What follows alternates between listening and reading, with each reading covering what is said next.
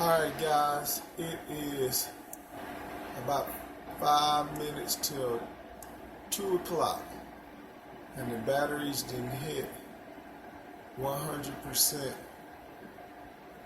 and the mini split was set to come on and it came on right before I came out here to start this video. So the mini split is running. So we are putting 12 amps, 13 amps, 700 watts. That's like a trickle charge. And let's see what the solar panels is making because of the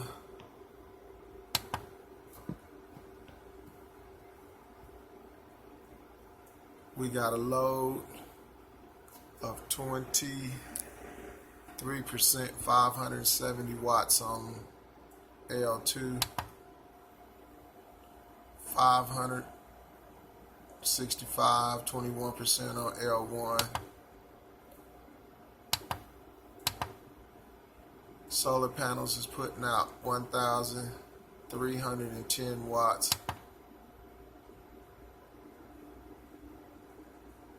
1,370, 1,420. It's moving back and forth. So the batteries is fully charged, the mini split is on and it's running. Everything is running great, man. I can't complain at all. So the rest of the day, the mini split will be running off of the solar. Batteries is fully charged, ready to go for tonight. And man, this thing is just working perfectly. I have no complaints. I love this little Renogy because it actually can tell me how much power I have left in my battery before this thing will transfer over to the grid. I've been getting a lot of questions. Do I run my batteries all the way to empty? No, I do not run my batteries all the way to empty. I have this Renogy synced up with my LV5048, and what it does is I set my low parameters on this Renogy to the voltage that it transferred back to the grid on my inverter. Completely dead. If you run these batteries completely dead, 35 volts is completely dead. And I transfer over at 49 volts. So I have a long way to go, and even if I don't transfer, let's say we lose grid power, it will run down to 40 volts and it'll completely shut the unit down, so I will never hit 35 volts, which is completely dead on my Nissan Leaf batteries. That's 2.5 volts per not module. That would be per it's two batteries in there, parallel, two in series, so it'll be 2.5 on half of the battery. So you add 2.5 and 2.5, that's 5 volts. So 5 volts is the total volts that you should not go under 5 volts. So you take 5 volts times 7, because I got 7 stacks in series. You take 5 times 7 and that's 35. So 35 volts would be my shutoff. But I never go that low. I shut this thing down at 49 volts, actually at 50 volts. But this inverter is off a little bit. On my Renogy, it's at like maybe 51 volts.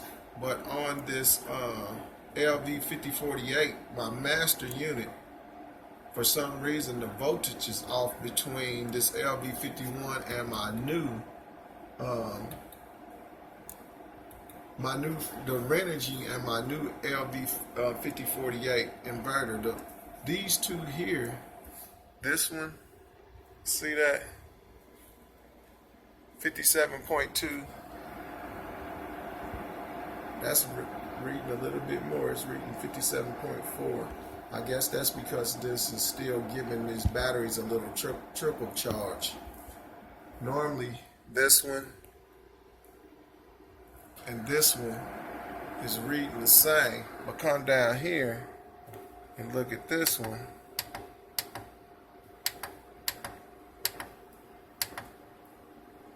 That says 57.1. So on this inverter here, when it reads 49, it automatically transfers over to the grid, which according to this is about 50.5 or something like that. So I don't take my batteries close to being completely dead. That's just where I transfer over so I can have a little bit extra in case you have a power outage or you have something might happen with the grid power or anything. Storm come through, knock the power down, power lines down. I can operate, I have from 50 volts all the way down to 40 volts to last during the nighttime. So while I'm waiting for the sun to come up the next day. So that's it, guys. Just wanted to show you that because I had a couple of people asking me how long does it take my batteries to get fully charged. So at 2 o'clock, my batteries is fully charged. And at 2 o'clock, the mini split is set to turn on. And it'll run the rest of the day.